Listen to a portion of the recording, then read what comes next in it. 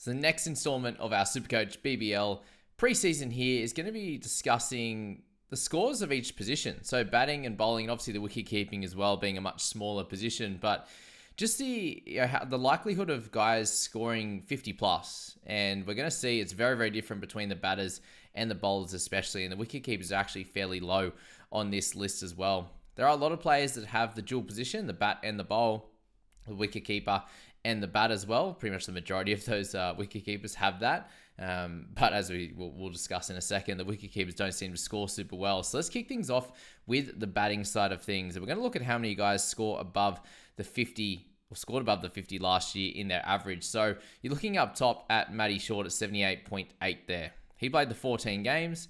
And then there was a massive gap from anyone else that played a really decent amount of games. That's Michael Neser, who we know at the moment is absolutely killing it with the bat and the ball as well with 13 games. So we're going to take out Mac Wright, who picked up 76 in one game, and also Nathan McSweeney, who came in and played 3 games and scored a 59 average. So if you take those two out, you scroll through all the way down to our few guys here, Colin Munro being our last one at the 14th position, playing 8 games. You got Alex Carey in there with 4, so we won't count him either, even though he's under the 50 as well. So we have 12 guys in our batting position that actually scored 50 plus, which, as I said, is fairly low in the grand scheme of things. So we can have a quick look to the bowling side of things. So as I said, 12 players on the batting side of things. And then you look to the bowlers, and you've got Richardson with 7 games, and we'll class that as a pass mark for sure.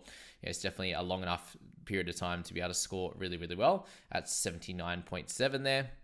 You got Lance Morris at 4 games, so you could probably take him out as well. And I'm happy to take him out in this scenario just to show how many more bowlers there are than batters that scored over the 50 mark. You got a bunch here in the 60s, and then a very large majority of these guys in the 55 plus region there. You've got Steve O'Keefe, who just picked up a few injuries as to why he didn't continue to average that much.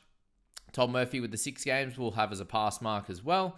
He's a 53.8. And then you're going down the line all the way until we've got Nathan Ellis down here at 49.3. So we'll take him out. We've got Chris Green at 50.9.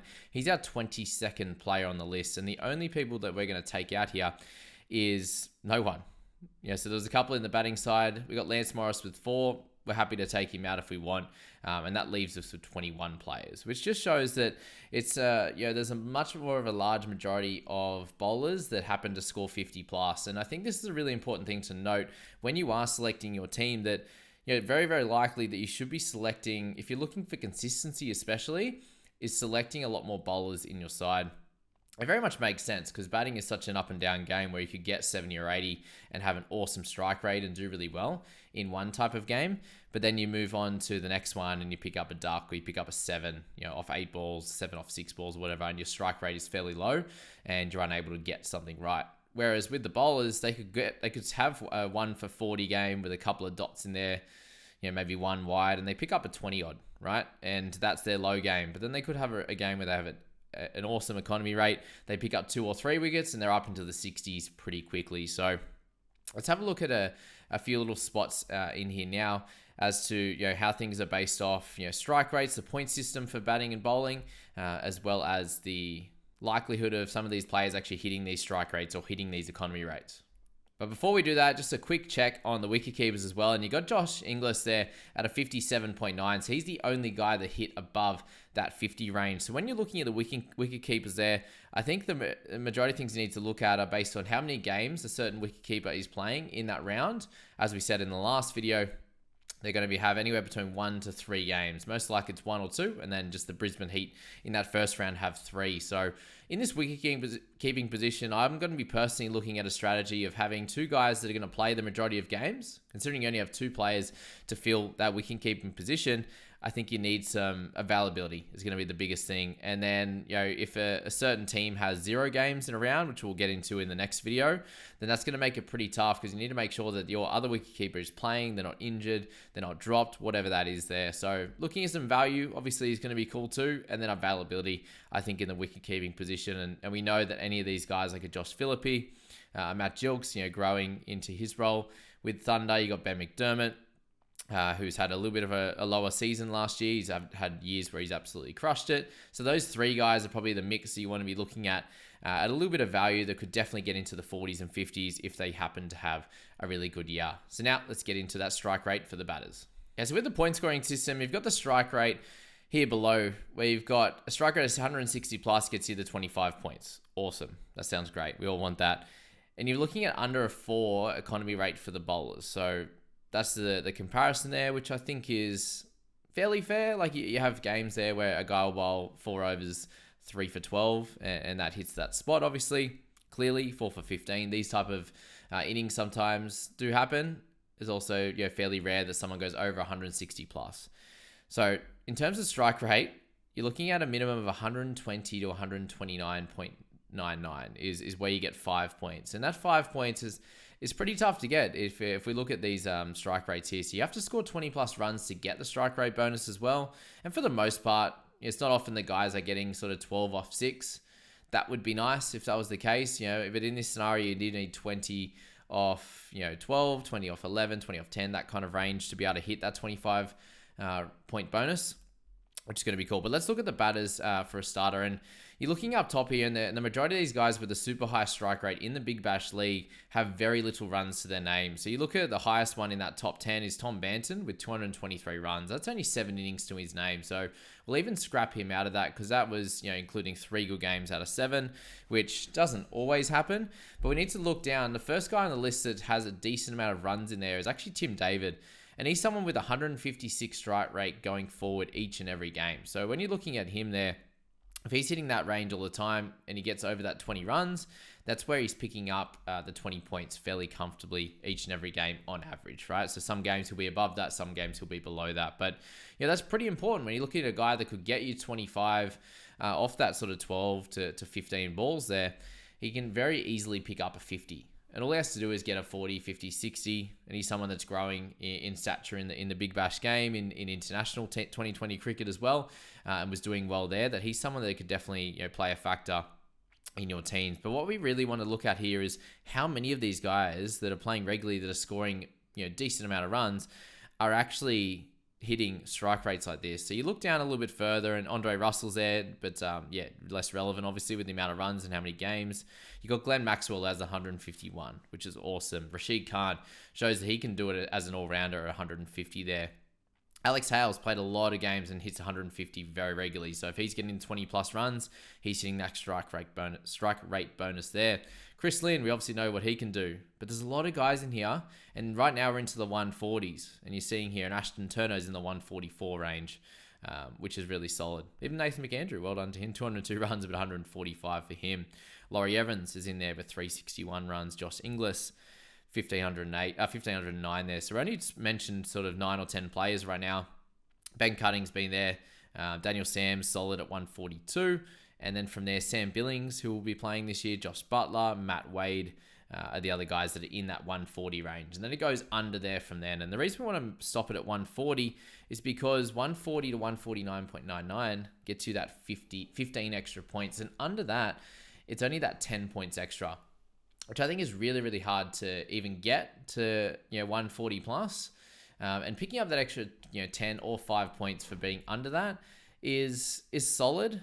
How hard is it to get? I think it's extremely hard. And that's why you see with these batsmen, they have to hit sort of a 70 or 80 at a really high strike rate to get that 100 points or so. And there's going to be so many games in between where they pick up a 6, a 15, a 25, something like that, by getting a sort of 20 off 20 or 20 off 16 or something like that to give them that 25 runs there, which is a very, very normal batting average in 2020 cricket, to be honest with you. There, you look at averages, if we wanted to go for that one in the next scenario on our batting side of things, and what you see there is it actually is very hard to get anywhere above a 30 average, and a lot of these guys, as I said, don't have a lot of runs to their name. Even Ricky Ponting's in there, how good.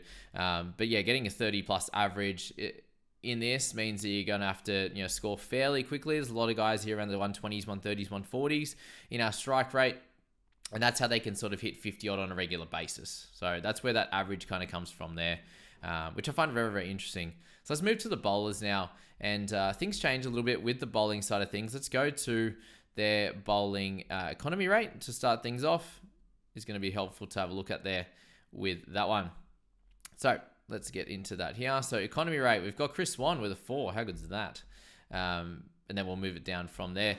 A lot of these guys here haven't bowled many balls. We've got Lasith Malinga with 300 balls bowled, which is helpful. We've got Murali in there with 366, which is cool.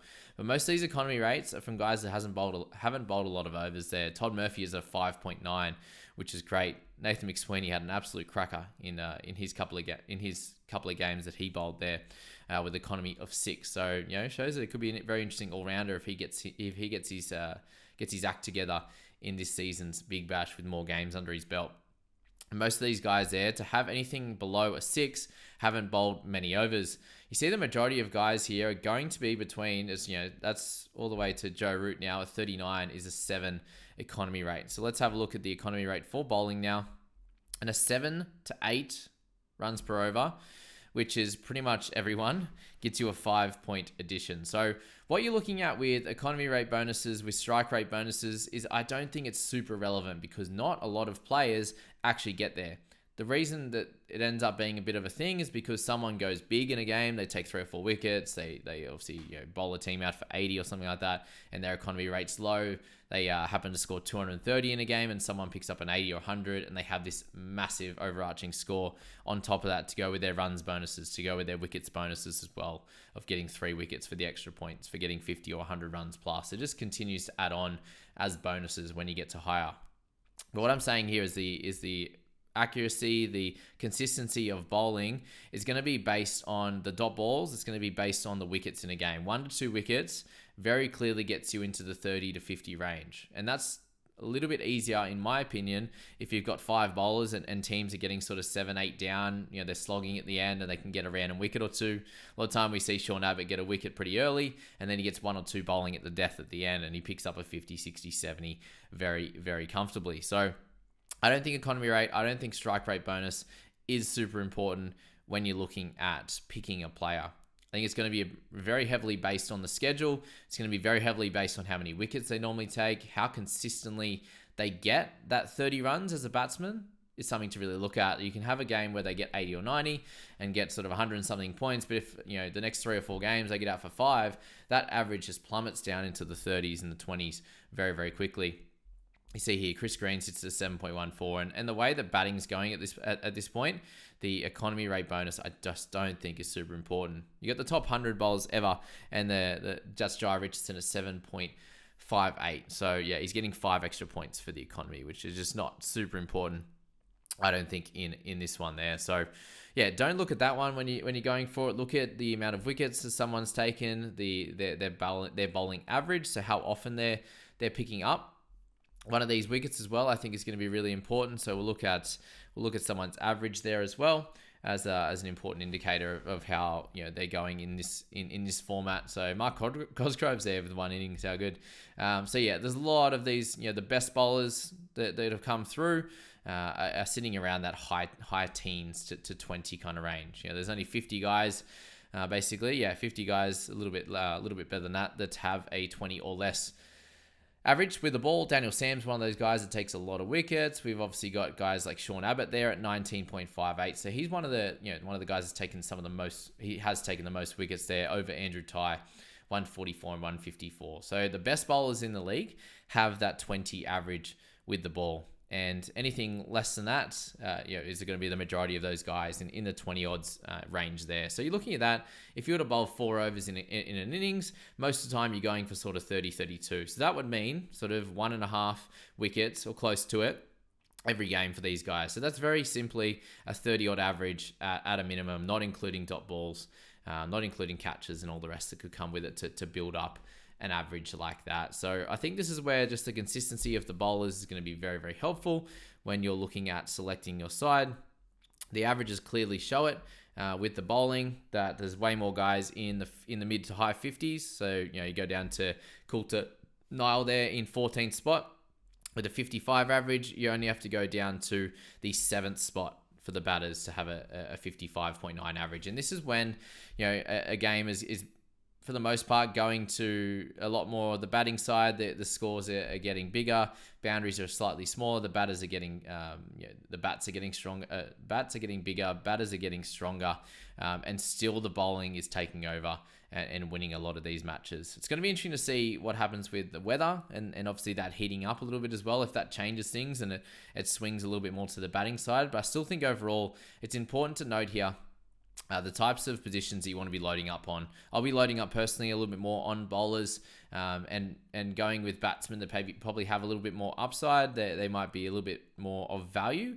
And bowlers, I want to be hitting the guys at near the top of their value that I think are going to perform straight away and get me good scores in the first few rounds. So I'm up the top of the leaderboard and a really high chance of winning this whole competition. And the batsman is always going to be a little bit more of a lottery. You could spend a lot of money on someone up top in the batting here, and they could completely struggle from the first game.